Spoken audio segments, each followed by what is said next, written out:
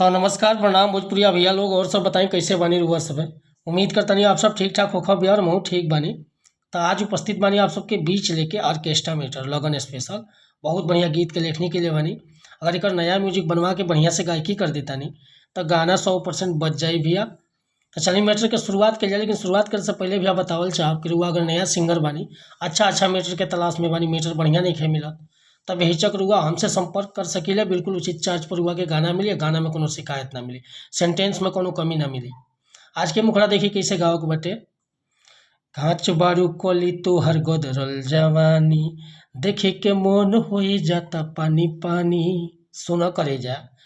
कांच बारू कली तोहर गदरल जवानी, देखे के मन हो जाता पानी पानी। चोली में ऐसन मिसाइल बहो, सब है यही पगलाइल बहो। मन करे धली भरिया कवारी, आ लहंगा के महंगा सामान हम जुठारी।